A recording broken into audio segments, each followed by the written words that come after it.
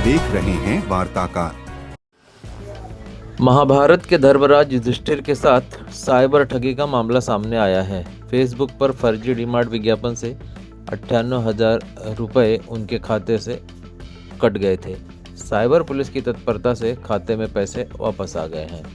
मिली जानकारी के अनुसार सोशल मीडिया पर फर्जी विज्ञापनों के जरिए साइबर ठगी के मामले लगातार सामने आ रहे हैं। इसी तरह का एक मामला ओसिवरा इलाके में सामने आया है, जहां फेसबुक पर डीमार्ट के नाम से चल रहे फर्जी विज्ञापन के झांसे में आकर महाभारत सीरियल के धर्मराज युधिष्ठिर की भूमिका निभाने वाले कलाकार गजेंद्र चौहान से 98,000 रुपये की ठगी कर ली गई।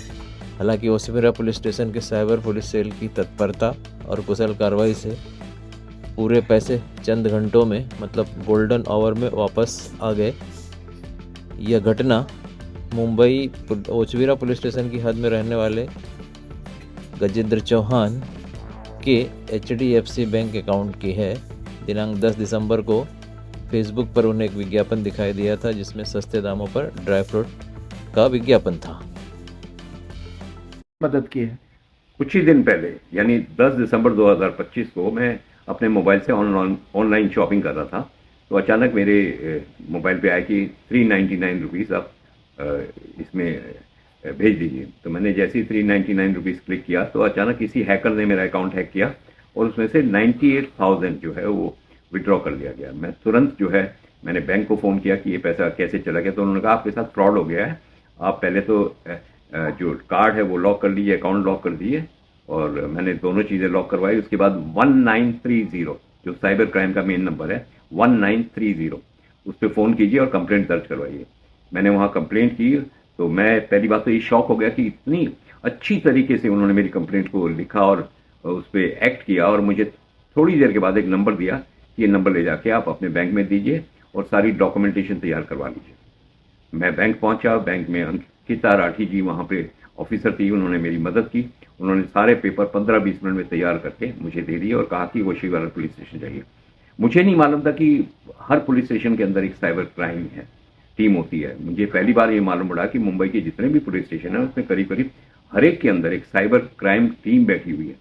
वहाँ पे पहुँचने के बाद सीनियर PI संजय चौहान साहब और आनंद पगारे साहब ने मेरी मदद की।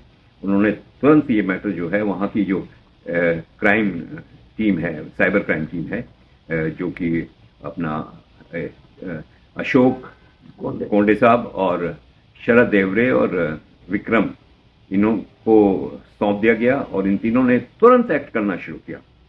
वो कहते हैं ना कि जब किसी का एक्सीडेंट हो जाए तो पहला आधा घंटा गोल्डन पीरियड होता है, उसमें अगर उसको मदद मिल जाए मेडिकल हेल्प तो जीवित हो जाता है और अपनी मुक्ति पा जाता है उन दुखों से। तो मुझे भी जैसे ही मैंने आधे पौने घंटे में सारा मैटर दिया तो उन्होंने उस हैकर को चेस करना शुरू किया।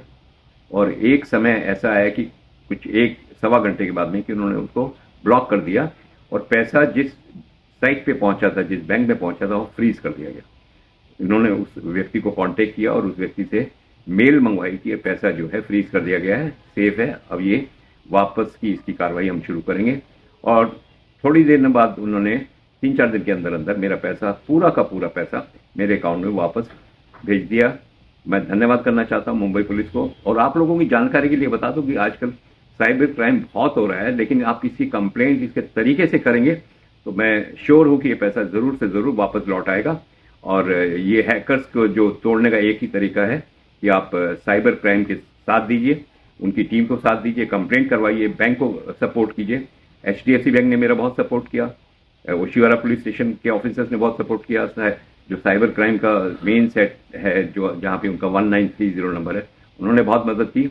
और मैं धन्यवाद करना चाहता हूँ ओसिवरा पुलिस स्टेशन की साइबर क्राइम टीम का, अशोक जी का, शरद जी का और विक्रम जी का, सीनियर इंस्पेक्टर संजय चौहान जी का, आनंद पगारे जी का और तमाम मुंबई पुलिस।